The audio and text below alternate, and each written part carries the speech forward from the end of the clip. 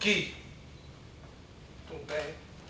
40 ans. Ne fais pas semblant de pas comprendre. Quel âge avais-tu quand il est mort? Ta tête. C'est si loin. Allons, tu devais avoir 13 ans peut-être, 13 ans de cette vie-ci. Quand tu t'es rendu compte que ton père pouvait se tromper, que lorsqu'il se trompait même, il s'entêtait dans son erreur, que ce que tu avais cru être l'autorité du juste n'était que la mauvaise foi de l'ignorant. Quand tu as constaté qu'il avait des faiblesses, qu'il pouvait être timide, redouter les démarches, craindre ses voisins, sa femme. Quand tu t'es rendu compte que ces principes n'étaient peut-être pas les principes éternels comme le soleil derrière les nuages, mais simplement les siens comme ces vieilles pantoufles, des principes parmi d'autres, de simples phrases qu'ils s'acharnaient à répéter comme si leur rabâchage pouvait leur conférer la fermeté du vrai. Quand tu t'es rendu compte qu'ils prenaient de l'âge, que ses bras devenaient flasques, que sa peau brune, que son dos s'arrondissait, que sa pensée elle-même avançait à tâtons, bref, il y eut un jour où tu as su que ton père n'était qu'un homme. J'ai grandi ce jour-là. Vraiment, c'est ce jour-là que plus enfant qu'enfant, tu t'es tourné vers Dieu. Tu as voulu croire Freud par dépit amoureux. Tu as voulu remplacer ton père naturel par un père surnaturel. Tu l'as mis dans les nuages. Mais je... Ne dis pas le contraire, c'est ce que tu racontes toi-même dans tous tes livres. Est-ce que le père terrestre était mort? Tu l'as projeté au ciel. C'est l'origine de l'idée de Dieu, selon toi. L'homme fabrique Dieu parce qu'il a trop envie d'y croire. Une invention des hommes. Le besoin crée l'objet. Je ne serais donc qu'une satisfaction hallucinatoire, n'est-ce pas? C'est cela. Alors si tu as raison, Freud, tu rêves debout en ce moment, rien d'autre. Je ne suis qu'un fantasme, car ce soir, parce que tu es vieux, parce qu'ils ont pris ta fille, parce qu'ils te chassent, te voilà tout petit, et tu aurais besoin d'un père, alors le premier inconnu qui pénètre chez toi de manière un peu incompréhensible, il fait l'affaire. Oublie ce que tu dénonces, et tu crois. Mais personne n'aurait pu dire ce que vous m'avez dit tout à l'heure, sous hypnose. Eh bien, répondez.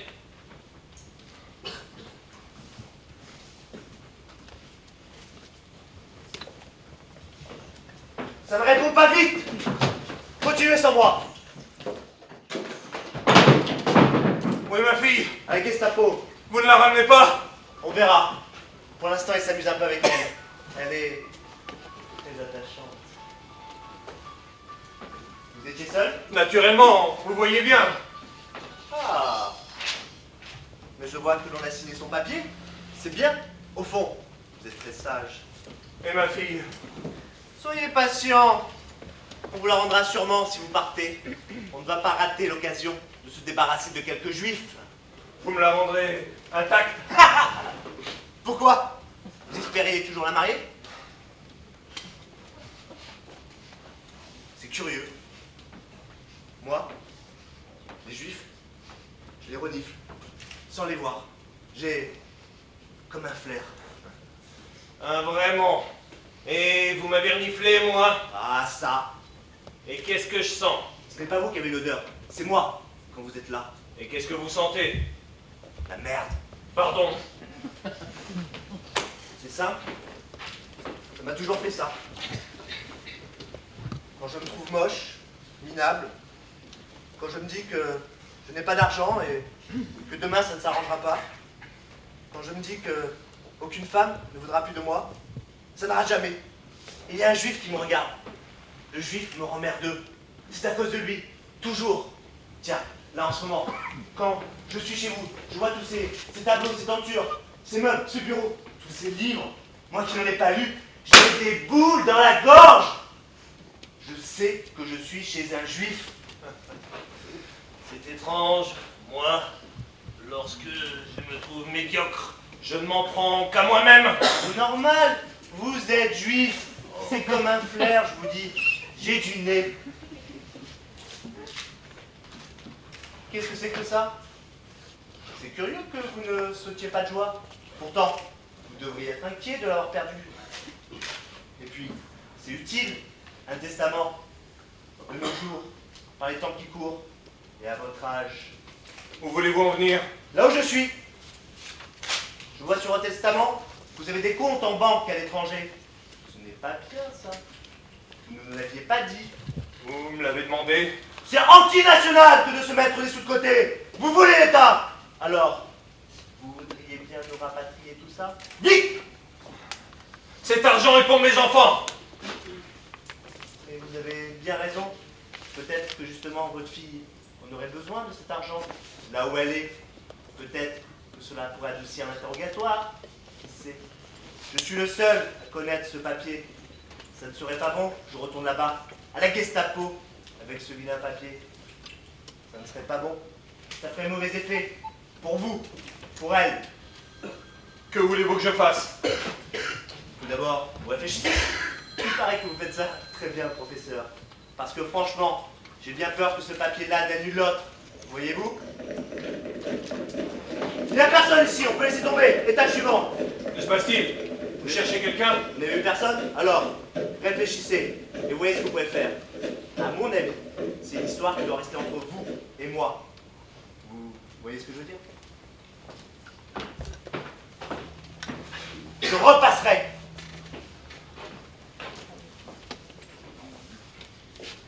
Cet homme ment. Il dit vrai, malheureusement. J'ai des comptes à l'étranger. Il ment au sujet d'Anna, on ne l'interroge pas.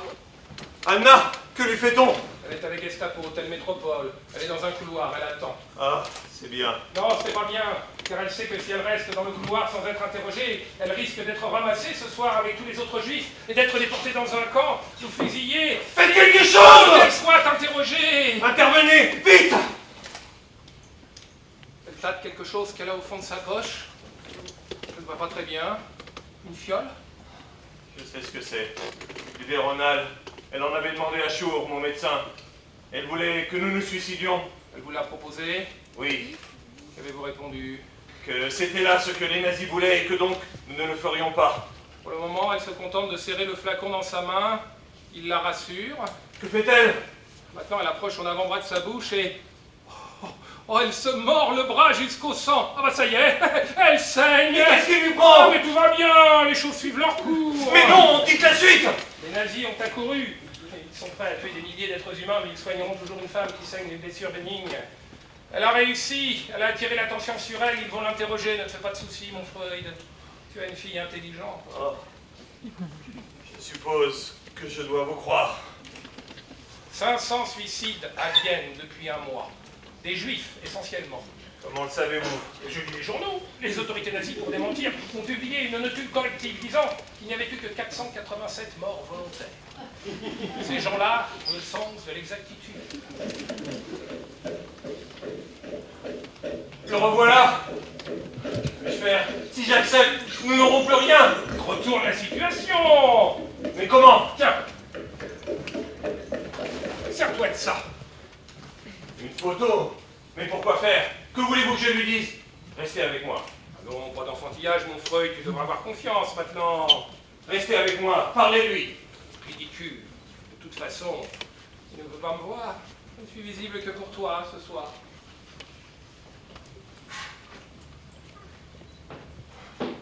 Alors, professeur Freud, vous avez réfléchi? J'ai réfléchi, effectivement. Oui, je songeais. J'ai retrouvé cette photographie et je me disais... Pas de détour! Comment me ferez-vous passer l'argent?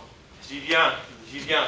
J'ai donc retrouvé ce portrait et en le regardant, je repensais à ce que vous me disiez lorsque vous m'affirmiez avoir un nez pour reconnaître les juifs. Un nez, c'est bien cela. Eh bien justement, je pensais, non, je dois me tromper. Quoi? Non, je me disais, ce nez, votre nez, il rappelle trait pour trait, narine pour narine, celui de mon oncle Simon qui était rabbin. Notez bien que je ne suis pas très doué au jeu des ressemblances, mais là, c'est plus qu'un air de famille, c'est vraiment... Notez que moi, finalement, j'ai le nez beaucoup plus droit et moins musclé que vous. Mais c'est moi qui suis juif. Notez par ailleurs qu'on ne m'a jamais vu à la synagogue. Mais c'est moi qui suis juif. Notez aussi que je n'ai jamais rien fait pour de l'argent. Mais c'est moi qui suis juif. Non, vraiment. On ne vous a jamais parlé de votre nez. Je dois partir. Auriez-vous dans vos parents? Je dois partir. Oui, oui, vous avez raison de chasser le juif. Il faut choisir son camp et les exterminer, tous. Car ce qui rend les juifs si dangereux, c'est qu'on n'est jamais sûr de ne pas en être un. Vous vouliez que nous parlions des fonds que j'ai placés à l'étranger? C'est inutile. Allons donc voir vos supérieurs, je me ferai un plaisir de leur parler de cet argent, du fait que vous avez omis de signaler mon testament, de mes petites hypothèses d'amateur sur les proximités physiques. Nous causerons. C'est inutile. Je n'ai jamais eu connaissance de votre testament. Et ma fille revient-elle bientôt? Bientôt. Très bientôt? C'est possible. Et vous partirez bientôt? Très bientôt. Bonsoir. Bonsoir. Ah, monsieur le gestapiste, je sais ce que j'ai de juif que vous n'avez pas. Dans quelques jours, nous serons sur les routes de l'Exode. Ma femme, mes enfants et moi, avec nos valises et nos baluchons, nous aurons été chassés. Ce doit être cela, un juif. Bonsoir. Au fait, vous n'avez vu personne? Personne? Pourquoi? Qu'aurais-je dû voir? Très bien. Inutile puisque vous n'avez vu personne. Mais que se passe-t-il? Qu'aurais-je dû voir? Rien, docteur. Il s'agit simplement de cet homme qui s'est échappé.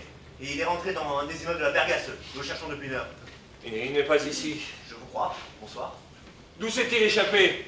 De prison? De l'asile. C'est un fou. Certains prétendent l'avoir vu s'approcher de votre immeuble. Alors nous visitons tous les étages. Quel type de fou est-ce? Un angoissé? Un hystérique? Un obsédé? Ah, un cinglé. Mais il n'est pas dangereux. Je crois que c'est le genre de type qui se raconte des histoires. Vous savez, celui qui se prend pour Goethe ou Napoléon. Un mythomane. Bonsoir. Et fermez bien votre fenêtre et vos portes, au cas où.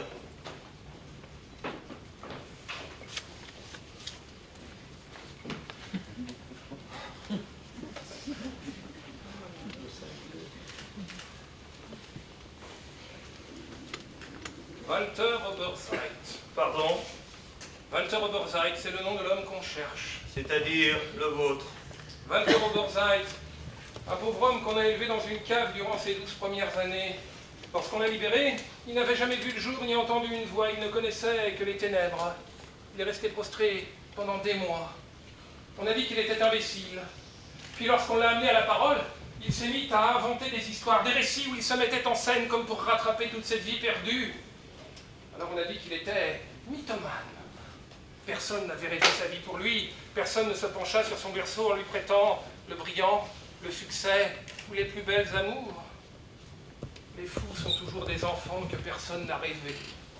Je me sens très proche de lui. C'est étrange, vous m'avez roulé, je ne vous en veux même pas. Au contraire même, je me sens comme débarrassé d'une douleur, comme si on m'avait enlevé une épine. C'était le doute. Tout le monde a mal ce soir. Il retentit des chandelles, on me prend ma fille. Et un malheureux entre chez moi que pour la première fois je ne peux pas soigner. Car je ne vous soignerai pas, ni ce soir, ni demain. Je ne crois plus en la psychanalyse, plus dans ce monde-ci.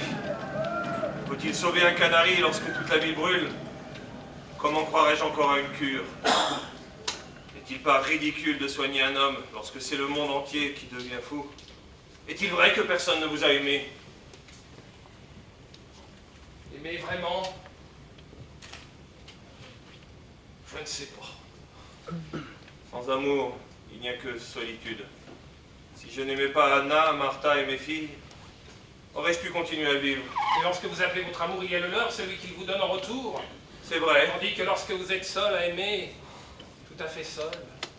Je ne vous en veux pas de m'avoir menti, mais ce soir, je ne peux qu'attendre ma petite Anna. Rien d'autre. Revenez me voir demain, nous parlerons. Peut-être ne saurais-je pas vous aimer, mais je vous soignerai. Ce qui est une autre manière d'aimer, je m'occuperai de vous. Voyez, ce soir, il n'y a que nous, deux hommes et la souffrance. C'est pour cela que Dieu n'existe pas. Le ciel est un toit vide sur la souffrance des hommes. Vous le pensez, vraiment? La raison a fait fuir les fantômes.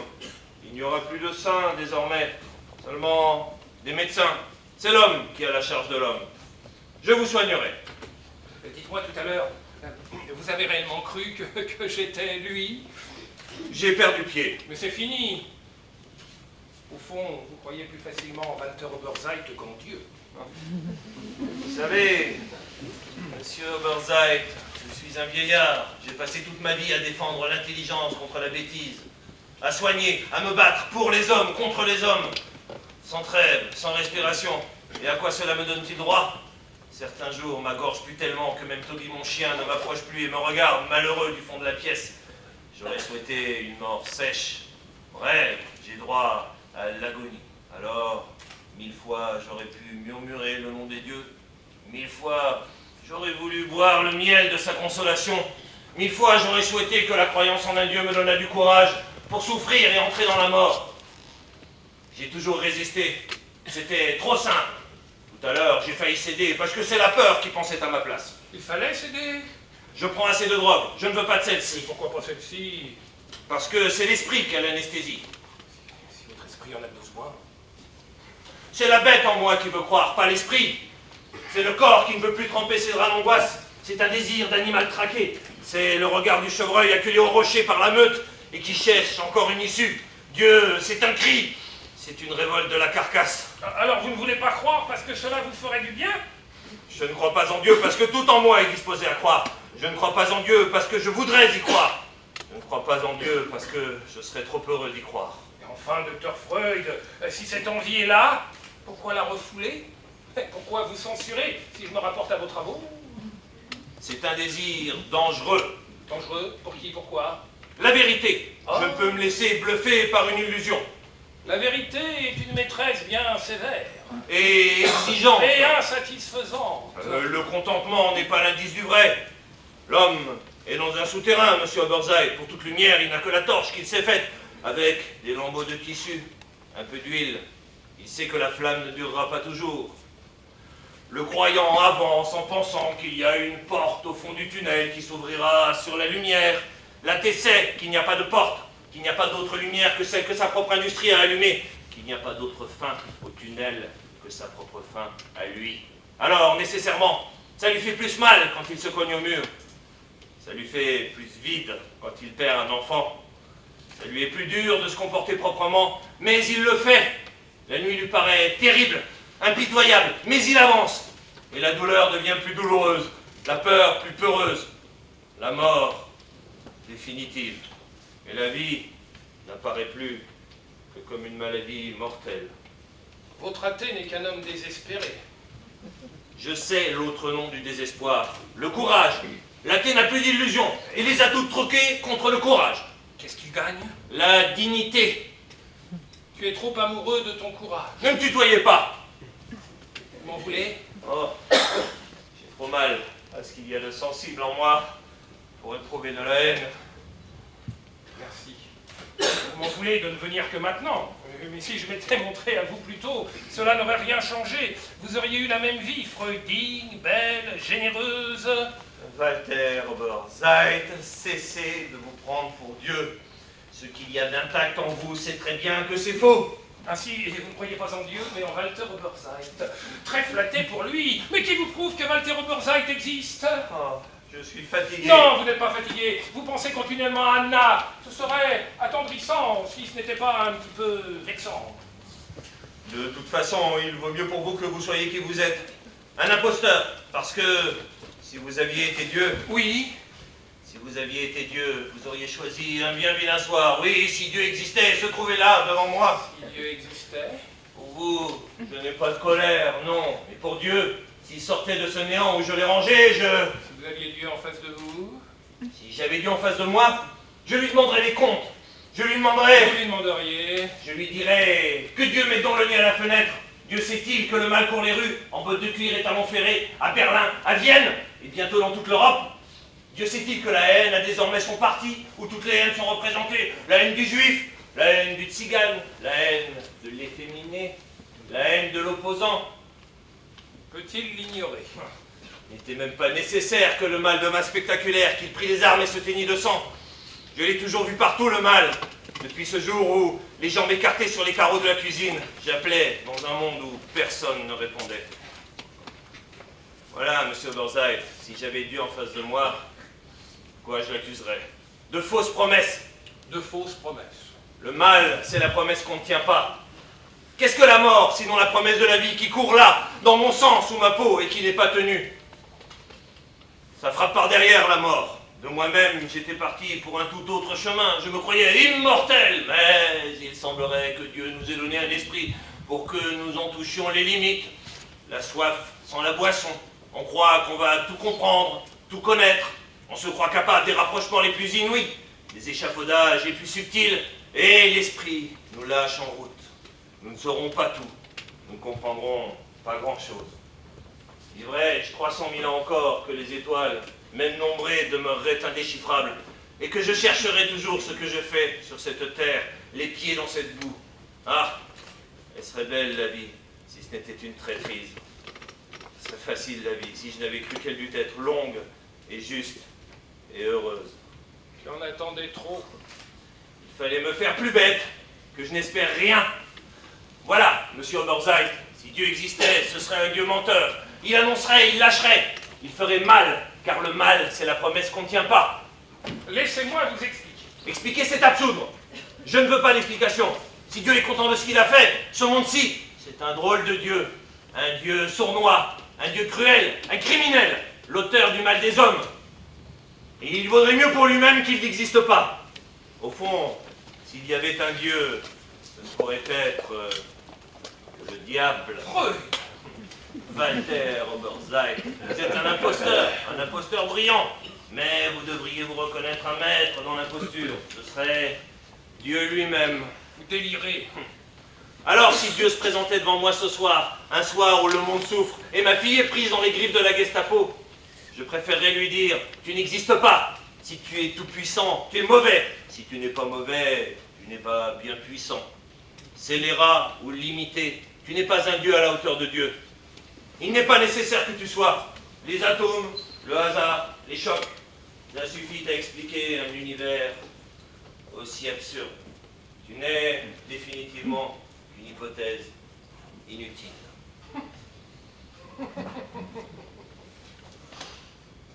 Et Dieu vous répondrait sans doute ceci.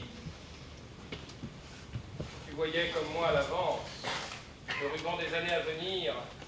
Tu serais plus virulent encore, mais tu détournerais ton accusation vers le vrai responsable. Tu voyais plus loin. Ce siècle sera un des plus étranges que la Terre ait porté. On l'appellera le siècle de l'homme, mais ce sera le siècle de toutes les pestes. Il y aura la peste rouge du côté de l'Orient, et puis ici en Occident, la peste brune. C'est celle qui commence à se répandre sur les murs de Vienne, et dont vous ne voyez que les premiers bubons.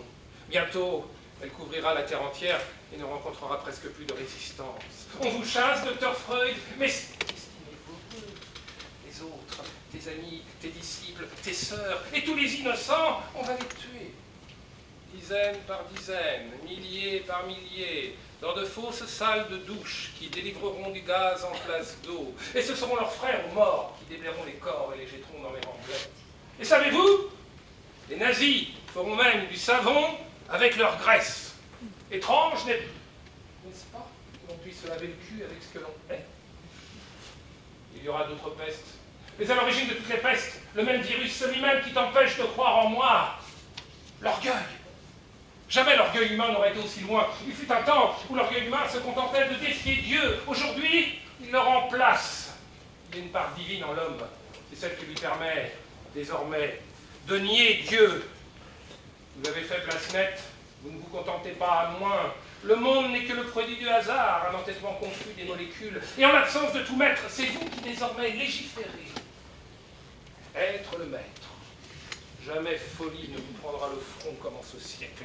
Le maître de la nature, et vous souillerez la terre et noircirez les nuages. Le maître de la matière, et vous ferez trembler le monde. Le maître de la politique, et vous créerez le totalitarisme. Le maître de la vie, et vous choisirez vos enfants sur catalogue. Le maître de votre corps, et vous craindrez tellement la maladie et la mort que vous accepterez de subsister à n'importe quel prix. Pas vivre, mais survivre, anesthésiés, comme des légumes en serre. Le maître de la morale, et vous penserez que ce sont les hommes qui inventent les lois et qu'au fond, tout se vaut, donc rien ne vaut. Alors, le Dieu sera l'argent, le seul qui subsiste. Il construira des temples partout dans les villes.